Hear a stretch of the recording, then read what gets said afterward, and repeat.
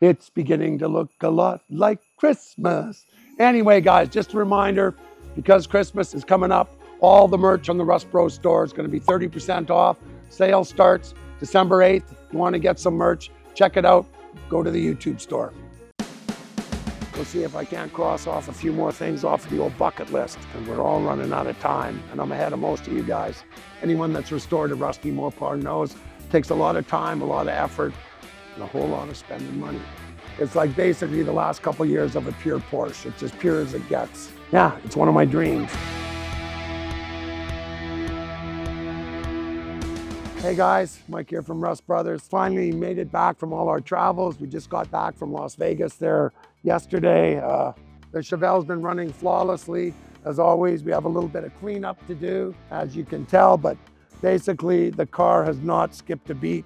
By the time it's gone across Canada, up to the Arctic Ocean, down to Vegas, back home, I think we've got almost 30,000 kilometers on it, give or take 20,000 miles. And the thing has performed flawlessly again, thanks to Cass and Blair and Ted Reading and all my suppliers and Rob Borden and Brent from Gears to Go, Rob from Canadian Crate, Bear Brakes for their amazing brakes. They've actually saved a couple bears. We almost ran into bears up north 2 or 3 times, and these brakes are amazing.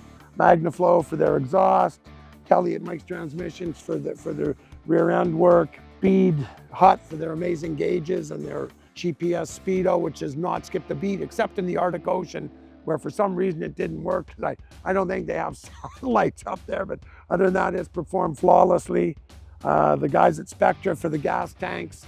I mean, everything, like I said, everybody has just helped out. Blizzaks, as always, because we travel on them, never had a flat tire.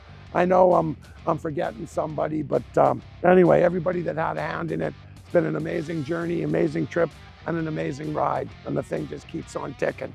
So now we're back. It's time to actually figure out what comes next. As you guys know, we do have some issues with zoning. I've had to lay off all my employees, but I do have a couple projects on the bucket list that we'd like to get to, and we're just going to give you guys a little walkthrough and show you what we're hoping to get to over the winter and come next spring. By the way, I will be going to Motorama in Toronto again in March, first, second week in March, and we'll be doing World of Wheels in Winnipeg and Calgary on our way home. I think that's the 20th, Winnipeg, and the 27th in Calgary, if I'm not mistaken. I think it's the 5th or the 4th or 5th in Toronto, so hopefully we'll see you guys there. But anyway, this is what we've got lined up.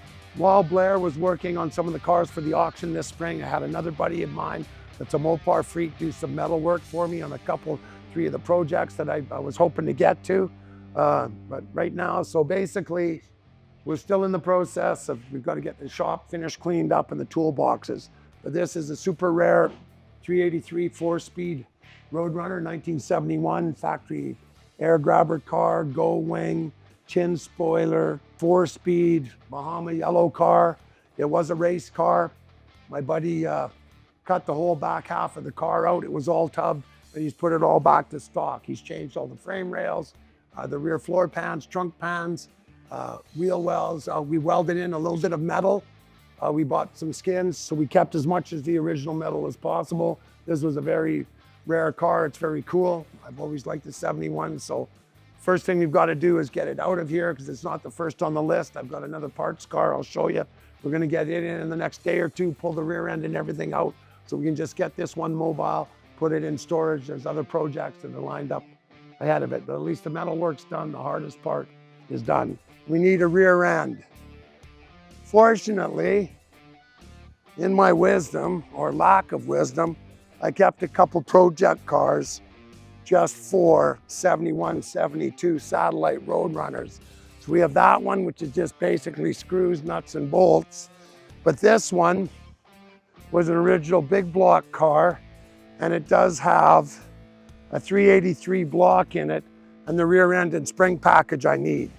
Because unlike all the rest of my cars, 68 to 70, this one has a slightly, I think it's a wider rear end, but the spring perches are welded in at a different distance. So a B-body will not bolt into a 71, 72, 68 to 70. So first thing I'm gonna do is fire up my skid steer, grab this, get it onto the pad, pull the rear end out of it, and then we'll file this away for later. anyway, that's the plan. We'll see how it comes to fruition. We've still got to finish cleaning this up. We've got our amazing Rousseau toolboxes, 75% assembled with the amazing help of Cass and Cat. Basically, all we have left to do is put the worktop benches. There's some storage bins that go across up here, 2 each side. Stainless workbench platform, some back spacing, some wiring, and some lights. Got to get that done. We've got one bay open. All those other toolboxes are going to get put into the Rousseau cabinets. And then basically, that should free up a bunch more floor space so we can get some of the other projects in. So right now, we've got one bay empty. That one will be done today or tomorrow. That car will be out. We've got access to a hoist. This one is also going to go out for storage. This is when we were trying to get ready for the auction, and a couple of the pieces never showed up. So it's a 67 Camaro shell. Basically, most of the metal work's done. We still have to fill in where Blair, if you look over here, you can see basically we've got to do the last shock mount and fill in some of the sheet metal there on the back of the trunk. So if anyone's looking for a 67 Camaro convertible project, we've got the original gauge cluster, most of the glass and the parts, no driveline, but it was 67 first year. I think I've got the Reggie, yes, I think I have paperwork for it. So this one will be going out in the cover storage as well. It's a cool project, but like I said, I've got other fish to fry. We get the Roadrunner out of here, we get this one out of here, get the cabinets done, that's the first step. You guys have been following the YouTube. I've seen the amazing work Lyle has done on the other 1970, the pink RT Charger. So that one, I think we have it sold. I did succumb to the lure of the Pontiac. So I'd like to actually do something with this one because everyone knows I love convertibles and I've always wanted a GTO convertible. This is as close as I've ever got. You've got to get my 64 back into storage before it snows. So this one's already been the equivalent of around the world. Another amazing build. Again, shout outs to the guys at Speed Tech.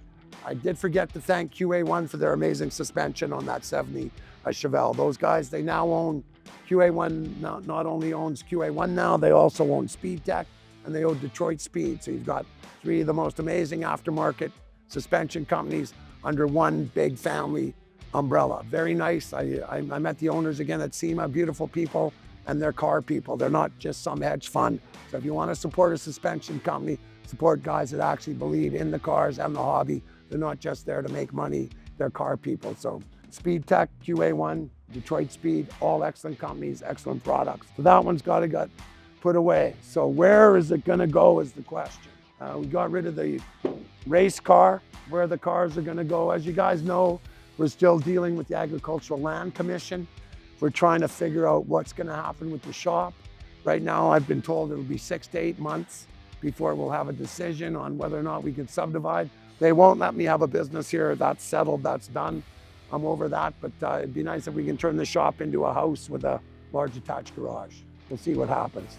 So anyway, in here, I don't know if we're gonna get to it this winter. There's other ones, but this is another amazing project. We'll be sending some footage.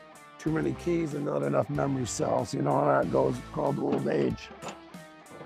So this one here was another basket case that the same guy that did the Roadrunner we just showed you did the metal work for us.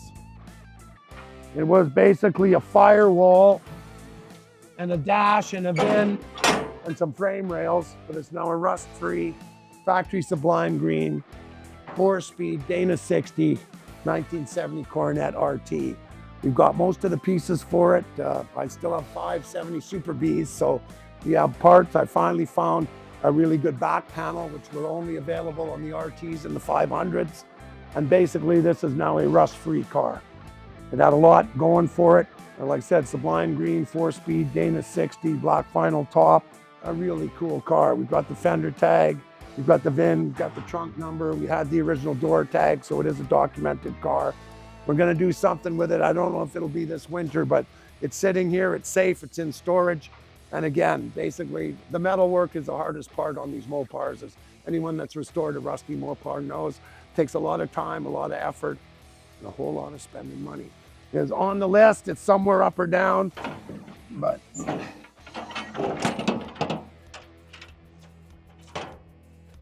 or as I say, everything is for sale if the price is right. But that's a pretty rare car. I've had offers on it, but I don't really want to let it go yet. But like I said, everything's for sale.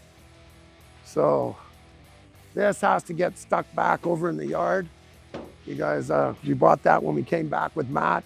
I've got a 429 wrapped in plastic. I think it might find a home here just as a shop truck. A buddy of mine just showed me a simple conversion to put the newer 4-disc brakes on it. So basically, you upgrade the brakes, put a motor in it. It's a pretty cool shop truck. I like the patina.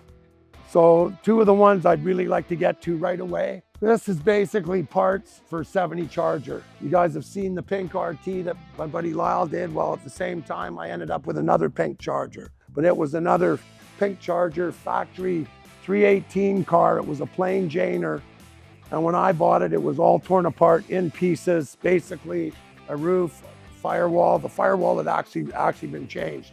Again, my buddy that does the metal work, he said it's a cool car, we should do something with it. So everywhere you see the brown weld-through primer, there's been welding done on this car. But right now, it's got new quarters, it's got new floors, it's got new trunk, it's got new rockers. These are the original frame rails. They were off the car, they're put back on. Original rad support. What makes this car special, 1, it was factory pink, 2, it's 1970, and 3, there was no vinyl top, so this car was totally pink with white upholstery. I think it's gonna be sick. We're probably looking at doing this one as a pro touring car, just because it was a 318 car. I know it's super rare, but I think it'd be cool to actually build it and drive it. Not just build it like the other one went backbone stock, but it's almost transcended being a car. It's more like just a showpiece to sit in your shop. This one would be cool to drive it. We still have the 70 Purple Barracuda Gator top car. It's not that high up on the list, but this one is. You guys, if you've watched the YouTube, you saw when I bought this car. It's the only car I've ever bought that actually made me cry, because I wanted one since I was 14, 15 years old. And you guys saw the backstory of how I ended up with it. For 2 years, we wanted to do something with it, but the fact was we were told it was on the show, we couldn't touch it. If they ever revisited the show, we were gonna build this on it. Well, 3 years went by. They finally aired the last episodes. It never made the cut, and here it sat. So right now I'm in the process. This one and this one, the pink Charger, are going in the shop within the next week or so. So they will be inside before the snow comes, because I really like to get this car running. It hasn't ran in almost 20 years. It's an amazing car. It's all numbers match. It's from California. It's factory air. It's the last year of the dual triple Webers. It's one of the last years of the actual lightweight, no pollution, no 5-mile-an-hour bumpers. It's like basically the last couple of years of a pure Porsche. It's as pure as it gets. Yeah, it's one of my dreams. So this is definitely on the bucket list. Getting this pink Charger, we've got a lot of time and money into it. I do have most of the parts. I've got all the upholstery. I've got a sea can full of parts. So if we can get those 2 in, so that's 2. We've got the Le Mans is 3. And then the last one, I ended up buying a race car that was in this trailer. And the only reason I bought the race car was it came with a disassembled 1969 426 Hemi. So my buddy Darcy, he's a gung-ho NASCAR race car driver, owns the world's fastest 64 lightweight max wedge car. He builds motors, has his own dyno, his own engine shop. And we basically took a race motor that hadn't been assembled. We detuned it for street use. This one I want to get to too. It's a real V code. 446 pack Super B. I'm just getting parts to it, but I digress. I'm losing my focus. This one is somewhere down the line. I have been getting parts for it, but we had a plan for the Hemi. I mean, I've always loved the 70 Super Bs. I think they're one of the coolest cars Detroit ever made. They're just so over the top, the looks, the style, the performance.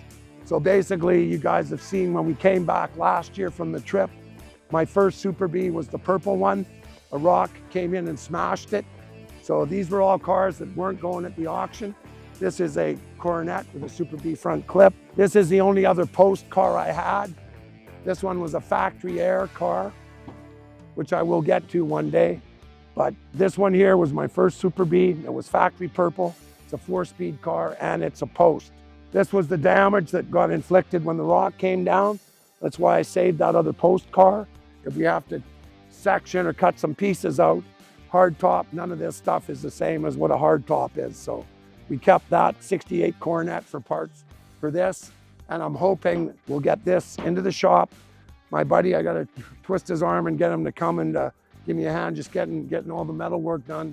And we'd really like to put that Hemi into this 4-speed purple Super Bee. That's my wish list for the winter. So we've got the 70 Super Bee with the Hemi, we've got the Le Mans, we've got the pink Charger, and I forget what the fourth one is. I'm already losing track, but anyway, that's the plan. We've the weather's been really good so far. It's been holding off. So anyway, if we can, and the Porsche. So that gives us the 4 cars. So anyway, that's what we're hoping to get to, at least get them running, get them driving, get some of the metal work done. So stay tuned, follow with us, and we'll see if I can't cross off a few more things off the old bucket list, because we're all running out of time, and I'm ahead of most of you guys. Your tape measure's getting short, but I still have a few dreams left. Anyway, thanks for watching. Stay tuned.